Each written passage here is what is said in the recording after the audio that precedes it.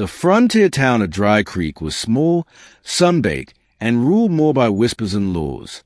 Dust clung to every porch rail, every boot, and every soul who stayed long enough to hear the rumors echo off the canyon walls. None were louder, more venomous, than those aimed at Eleanor Thorne. They said she was cursed. She'd arrived 2 years ago after a family perished in a house fire back east. Rumors swirled like tumbleweeds. Her fiancé had vanished. Her employer's barn burned down days after she was hired, and even the preacher's wife took sick after Eleanor baked for a church supper. No one accused her outright, but her name was spoken only behind hands and between clenched teeth. Eleanor, tall and quiet with dark eyes that had seen too much, never defended herself. She merely walked with her head held high through town, her heart heavy with secrets and sorrow.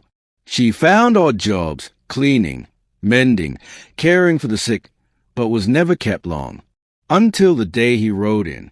Chapter 2, The Rancher Returns. Clayton Hayes hadn't set foot in Dry Creek in 6 years.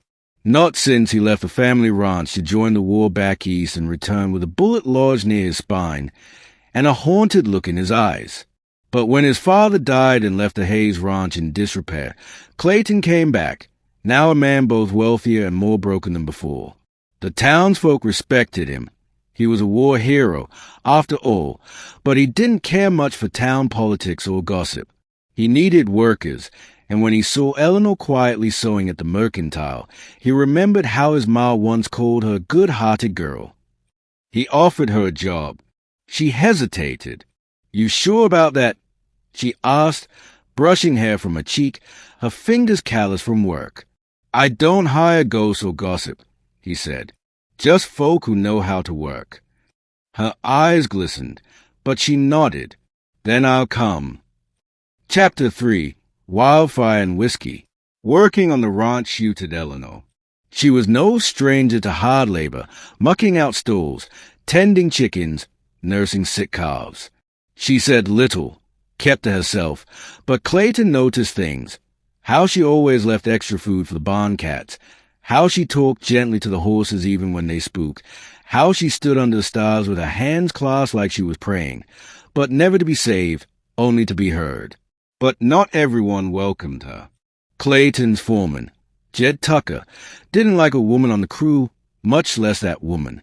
"She's bad luck," he muttered to Clayton one evening. "You heard about the Miller baby din after she watched it." "Coincidence ain't a curse, Jed," Clayton said evenly. "I ain't working with a witch." "Then you ain't working here." Jed left that night, taking 3 men with him. Clayton didn't flinch. Later, Eleanor approached him by the corral. "You didn't have to do that." "Yes, I did." "Why?" Her voice was barely above a whisper. He turned to face her. "Because I believe you." Chapter 4, The Storm. The night the storm came, everything changed. It rolled over the plains like a beast, black and growling. Rain slammed against the windows of the ranch house, and the cattle panicked.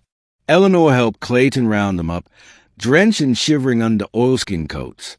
Lightning split the sky, and then, in a flash of white horror, a horse reared, striking Eleanor in the side.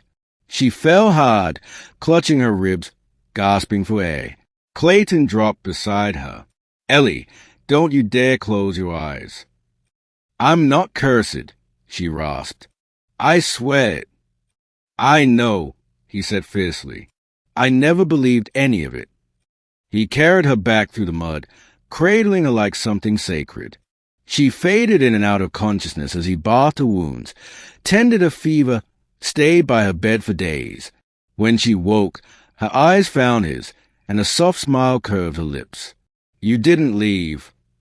"I'll never leave," he said, "unless you ask me to." Chapter 5, Wedding Vows and Broken Pasts.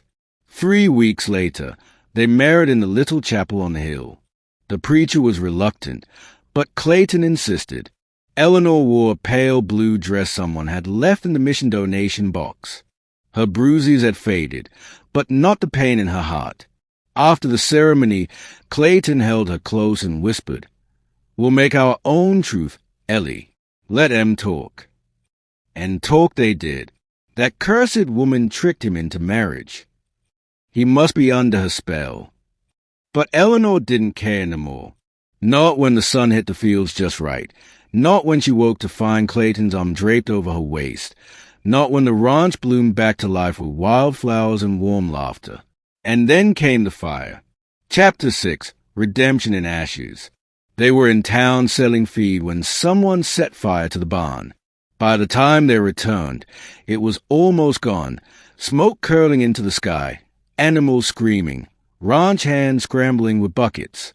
Clayton ran in without thinking, pulling out horses, trying to rescue tools and feed.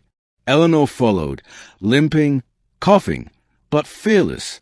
They saved what they could. The sheriff came out the next day, witness as they saw Jed Tucker on the ridge. Clayton nodded grimly. Let him run. We'll rebuild. That night, Eleanor knelt where the barn once stood. Her hands shook. It's always me, she said brokenly. Wherever I go, bad things happen. I should go before I ruin what's left. Clayton dropped beside her. You think fire follows you, Ellie? I've seen real evil. You're not it. But I brought you nothing but trouble. You brought me home. She looked at him, tears brimming. You still believe me.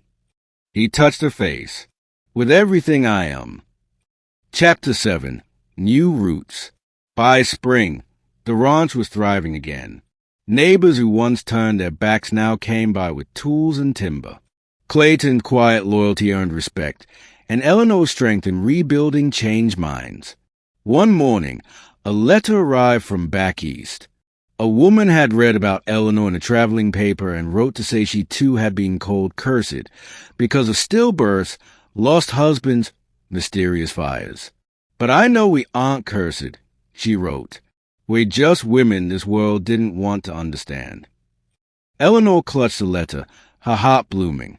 When she walked into the barn that afternoon, now fully rebuilt and humming with life, Clayton stood beside the corral, watching a newborn foal stumble to its feet.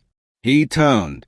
What do you say we build that family you promised me the night I carried you through the mud? She smiled. You still want that. He pulled her into his arms. I want everything with you. Epilogue, whispered truths.